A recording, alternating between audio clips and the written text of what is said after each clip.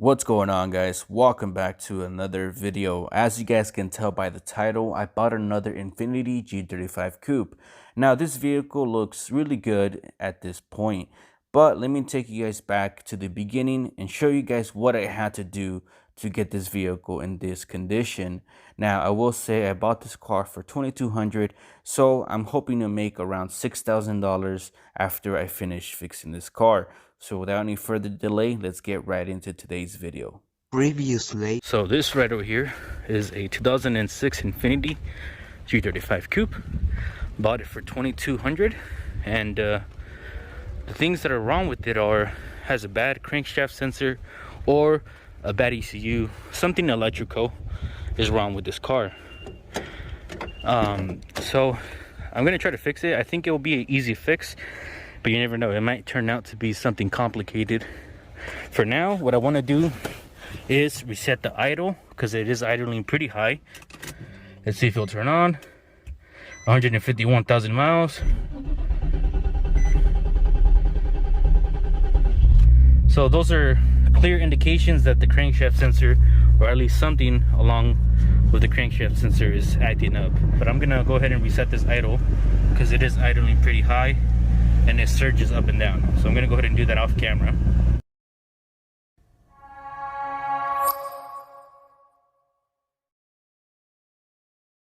So it's the next day.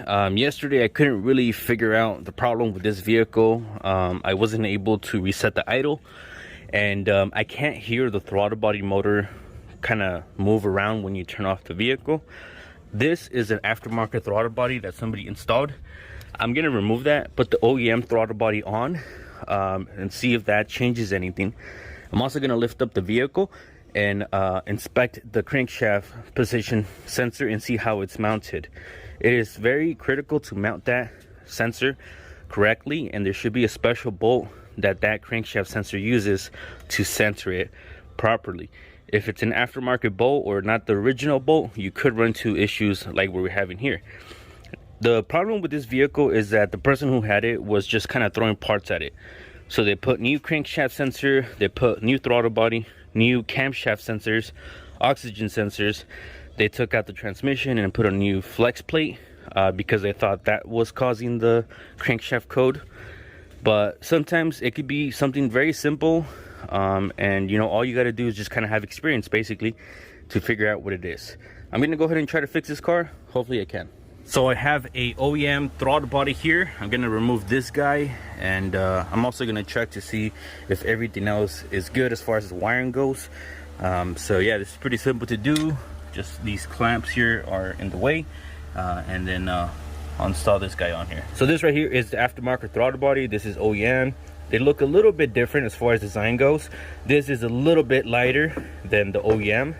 This one feels noticeably heavier. I'm gonna install this guy on there, and then I'm gonna turn on the vehicle, see if that changes anything. All right, OEM throttle body installed. Let's see if that will do any difference.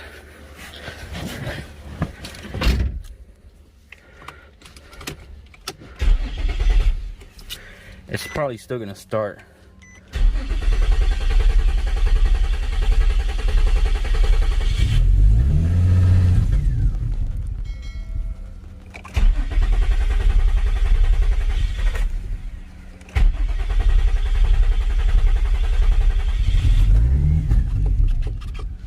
It does look like that made a difference. Normally when you do have a crankshaft code, your car should turn off like how you see here. So I think we're moving in the right direction. That means, you know, that throttle body that I just put on is good. The car doesn't want to idle. I'm gonna go underneath and move around that crankshaft sensor and see if the car can idle. As you guys can see right now, it is idling, but it kind of wants to die. This is a good sign because it's trying to idle where it normally should be at, but the crankshaft sensor is probably throwing it off. So going underneath here, I'm gonna try to see if I can see what's going on with that crankshaft sensor. It also looks like this engine was replaced at one point because there's markings all over the place. Usually that's done by a junkyard when they sell you the engine. So this engine most likely was replaced at one point. I can already tell that this is not the right bolt that goes on here. It doesn't have a shoulder. Normally these are very specific bolts, and it should have a shoulder on this bolt here, because that's what kind of centers the crankshaft sensor. And looking at this crankshaft sensor, it doesn't even look like a crankshaft sensor. It has an O-ring on here. Crankshaft sensors don't have O-rings. I'm gonna remove this guy, put a crankshaft sensor, see if it starts.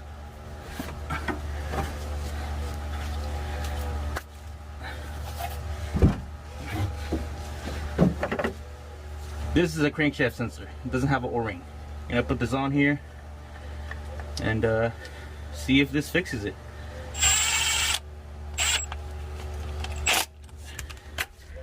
And let's see if this fixes the problem.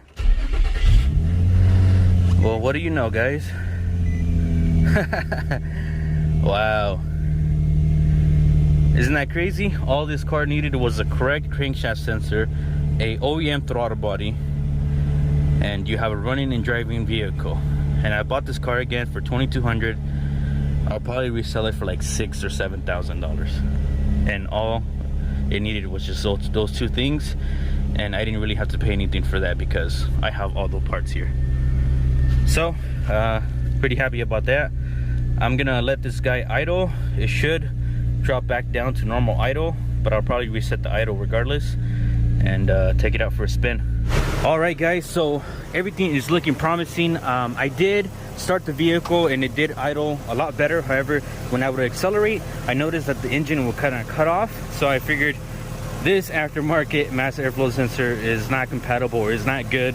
So I did toss a OEM mass airflow sensor. The vehicle starts up fine, idles fine, and I think everything that was wrong with this car is fixed. So that's just how important it is for you guys to stick with OEM, because whoever had this car, they could have saved themselves a lot of money by just switching to OEM, and you know, they could have saved their car. So lucky for me, I was able to buy it at a good price, and I was able to fix it like in less than an hour. So I'm gonna go drive this car around, but the scan tool shows that there's no codes. Everything should be fine. All right guys, I did drive the G35 around. It does drive better. It doesn't have any codes. I need to swap out that donut for the wheel that it needs to have, because I keep getting the ABS code, but it's probably because of that. This car is pretty much fixed, and I didn't spend any money fixing it because I have all the parts. Now to recap, these are the parts that I swapped out that were causing this vehicle to not run right. First of all, I changed this camshaft position sensor to a crankshaft position sensor. This is a camshaft sensor because it has an O-ring on it. Crankshaft position sensors don't have an O-ring because they don't need to keep oil out. That's one way to distinguish them. So I did replace that, installed the correct bolt that this needs to have. I did remove the mass airflow sensor because even though the car was running and I didn't get any codes, as soon as I would rev it, it would cut off. So that was because of this cheap aftermarket mass airflow sensor. Thirdly, the car would rev by itself, and I wasn't able to reset the idle with my scanner. That's because it probably can't talk to this aftermarket cheap throttle body. So I did replace this with a used throttle body that I had laying around, and that took care of the idle issue. So in summary, I would strongly recommend to stick with OEM. Even used OEM is better than these aftermarket parts, because aftermarket parts don't work well with these vehicles, as you guys can see in this example. So this vehicle is fixed. It just really needs to get washed, cleaned up. I need to replace this A-pillar on this side, which I have from this parked car. So I need to transfer that over to this guy, and then replace the donut with the wheel, give it a nice wash, change the oil, and she'll be ready for sale. So now that we have the mechanical stuff sorted out, I want to focus on just tidying things up in the engine bay here. This engine was replaced at one point because you can see, you know, there's a lot of markings everywhere, and I am noticing that a lot of stuff were not installed correctly, like this power steering pump. There's a bolt missing, and you guys can see how that is not lined up with the hole right there. That shouldn't be like that. I kind of want to fix that. I have the bolt to replace that and fix that. And another thing that you guys can look at to see if an engine was replaced is these plastic pieces right here. They always get scratched up when you do an engine install if they don't remove them. So that's one good way to look at it. Also, this little foam in the back gets pretty scratched up too. So yeah, I'm gonna just go through the engine here and just kind of tidy things up, make things look better. And then once I do that, I think I'm gonna change the fluids. I'll probably change the engine oil and the coolant because it does look a little dirty. So I will be doing that probably off camera. I'm gonna probably switch these headlights out because the insides of the headlights are very dirty. So I have some spare headlights that I'm gonna probably toss on this car, and that should increase the value of the vehicle. And yeah, like I said, fix this guy right here. I have another one. It's not gonna be the exact same color, but it will be close enough. Once I do that, probably give it a good wash, clean the tires, clean the wheels, and yeah, I think on this side it might need a rotor or a wheel bearing. That I'm gonna have to probably see the more that I drive it, but for now, that's all the things that I'm gonna address. All right guys, so I spent a few minutes sorting out that issue with the power steering pump not being installed correctly. I also tucked a few cables that were hanging with zip ties.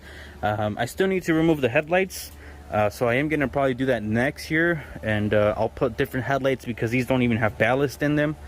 I'm also gonna bleed the cooling system. I put fresh fluid in there, put fresh oil as well, so all that should be taken care of. And I did tighten up the belts because they were a little loose. I gotta finish putting that intake back together and finish putting some missing clips on those plastic parts up there. So I'll go ahead and do that right now. The last thing that I'll probably do is fix the A-pillar, so I'll probably do that last. So I have the engine pretty much sorted out, fresh fluids. The last thing that I'm probably going to do today is replace that A-pillar. I'll replace the headlights probably in another day. I'm going to see which ones I'm going to put on. But for now, we'll go ahead and put that A-pillar on there. I have this A-pillar from this car right here. So I'm going to try to get it out without breaking it. With these things, it's pretty much a hit or miss if you break it or not, but I have removed them without breaking most of the tabs, so I'm gonna go ahead and do that now. All right guys, so I'm gonna remove this old A-pillar, at least what remains of it. I have the replacement here. I only broke this tab, but that's very hard to not break. Everything else came out pretty good. Actually, I kind of broke that one too. So I'm gonna go ahead and install this. This is not the exact color, but it's pretty close. It's a different color blend. But yeah, I'm gonna go ahead and peel this down and install this guy, and that should complete the exterior. So I did some work off camera on the G35. As you guys can see, I took the headlights out. I'm gonna install different headlights that I had away in storage. These are in better shape.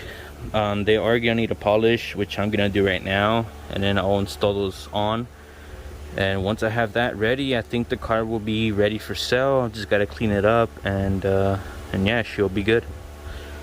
All right guys, so it has been about maybe 4 days that I've had this car. In those 4 days, I fixed a lot of things that were wrong with this one.